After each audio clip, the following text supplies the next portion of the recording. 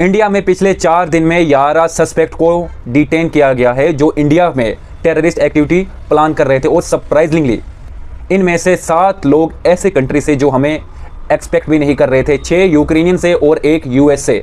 पूरा केस समझे, अलग अलग केसेस है। सबसे पहले Haryana special team task force ने अरेस्ट किया 3 लोगों को जिनके पास 2 kg एक्सप्लोजिव मटेरियल मिला है जो सस्पेक्ट किया जा रहा है कि आईईडी मटेरियल था। और ये राजस्थान के हनुमानगढ़ के एरिया में एक्सप्लोजन प्लान कर रहे थे और कुछ एरिया में भी प्लान कर रहे थे।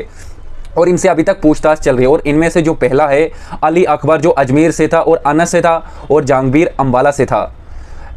तो अब जो इनके बाकी साथी जो थे वो अंडरग्राउंड हो गए होंगे, उनको भी ढूंढने की कोशिश की जा रही है।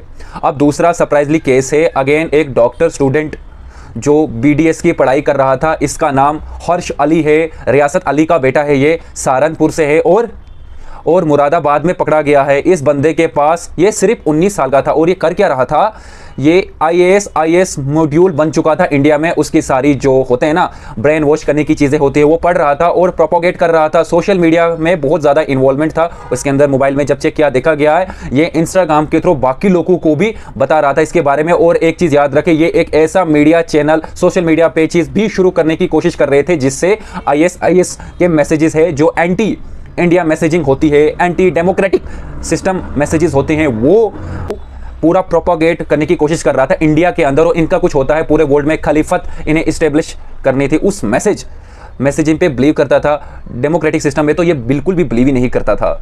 वो भी पकड़ा गया। अब तीसरा जो सबसे सरप्राइजली निकला, इंडिया में लीगली आते हैं 6 यूक्रेनियंस और 1 यूएस का इंसान। अब ये लोग इंडिया में लीगली आने के बाद जाते हैं मिजोरम, हमारे नॉर्थ ईस्ट में। मिजोरम से ये मैन्यूवर करते हुए म्यांमार पहुंचते हैं और ये इंडिया के अंदर कुछ ड्रोन्स वगैरह भी लेके आए थे या ले रहे थे, उसको भी म्यांमार लेके जाते हैं। और म्यांमार में एक बहुत सारे ग्रुप्स होते हैं जो एक्सट्रीमिस्ट एक्टिविटीज़ करते हैं, बहुत सारे यूएस फंडेड होते हैं, ये किसी से आज तक छुपा भी नहीं है।